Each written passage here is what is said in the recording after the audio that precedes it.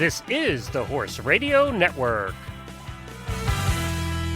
This is episode 288 of Horse Tip Daily, a different horse tip, a different equine topic, a different equestrian expert every day. Horse Tip Daily brings the world of equine knowledge to you one day at a time. Today's tip is sponsored by Equestrian Collections. Visit them at equestriancollections.com.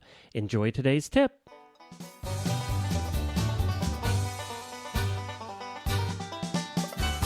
Hi, Glenn the Geek back with you from Lexington, Kentucky, home of the World Equestrian Games in just a few short days now. Just reminding everybody, and I know I've been mentioning this a lot, but we were providing a tremendous amount of coverage for the World Equestrian Games. The 2010 radio show at 2010radioshow.com every day. We'll be doing a wrap-up show every night at 7 o'clock in front of an audience at the International Equestrian Festival. And Chris over on the Dressage, Jumping, and Eventing radio show will be doing 4 special episodes during those competitions, each of them.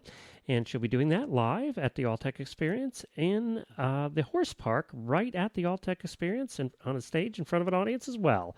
So you can catch that, all of those shows. You can find them all, actually, at horseradionetwork.com. That'd be the easiest thing for you to do, and we'll have a tremendous amount of coverage there. Well, today we have my wife back with us. Her name is Jennifer, and she has some great practical tips. We've been in the horse business for a long time, done many, many different facets of it, and Jennifer is ever so practical, being an ex-HA pony clubber and owning our own barn with a large boarding stable for a number of years. We learned a lot of tricks along the way, and that's what Jennifer shares with us. But first, I want you to hear all about Equestrian Collections' new shipping program. It's worth taking a look at. Equestrian Collections is a true innovator in the retail horse world, and they have done it again, this time with their new shipping program. It's called their Unlimited Shipping Program, and there are 2 options, and you can choose the one that's best for you. It's simple. Pay only $34.95 one time a year and get unlimited one-way shipping to you from Equestrian Collections. You heard right. Pay only $34.95 once a year for unlimited shipments. The second option is only $15 more. You pay only $49.95 for unlimited two-way shipping. That means even your returns will be covered. That's unlimited shipping both ways for as little as 15 cents a day. Think about it. Even if you ordered every day, you won't pay any more for those shipments. Now that's an innovative company at equestriancollections.com. Well, you're one of the very few people, Jennifer, that I can actually say, hello, dear, and welcome to the Horse Radio Network. Golly, thank you for letting me into the inner sanctum.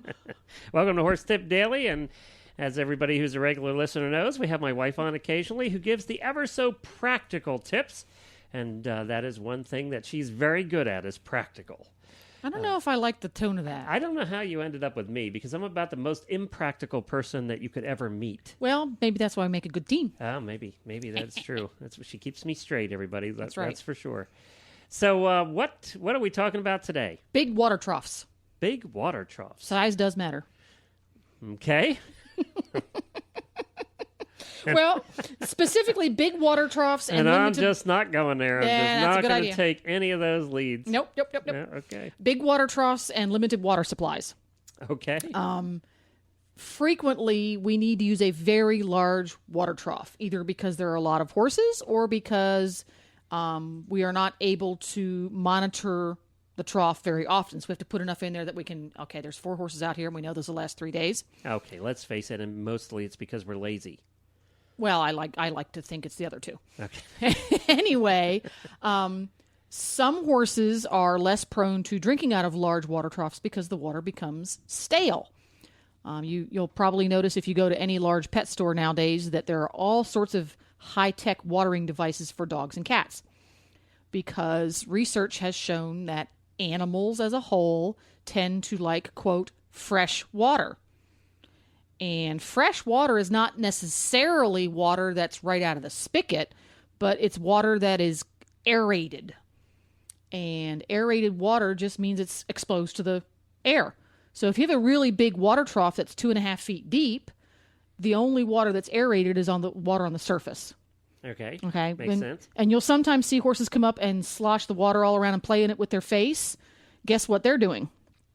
They're stirring up the water to get the stuff that is fresher. And that's why you have a bubbler in your fish tank. That's why you have a bubbler in your fish tank. And by the way, you can put them in your water trough.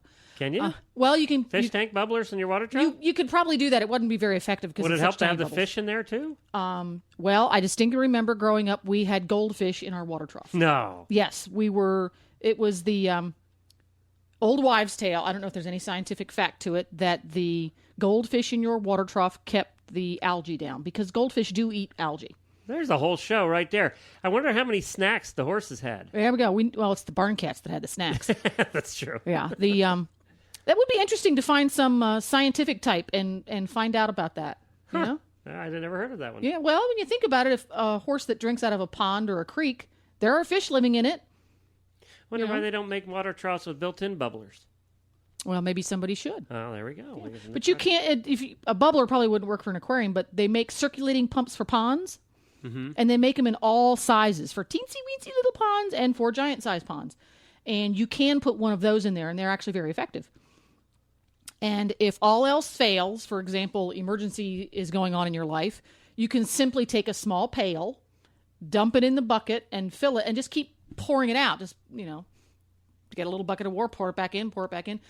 Do that about a dozen times, and that will help to aerate the water. Wow, and then it makes more palatable, and the horses like it better.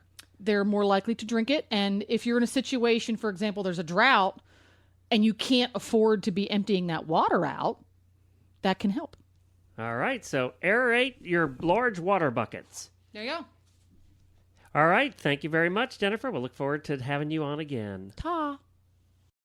Well, thank you, Jennifer, for stopping by with her ever-so-practical tips. And it does seem like this horse husband seemed to be the one that had to fill up the big water troughs all the time and stand there for half an hour at a shot. It's where I learned to like podcasts. I could just listen to them while the water troughs were filling, or the water buckets in the barn when you had 40 of them to do. And the hose never seemed to go fast enough. Well, anyway, everybody, you have a great day, and we'll see you again tomorrow with another new expert and a different horse tip. Until then, stay safe, everyone.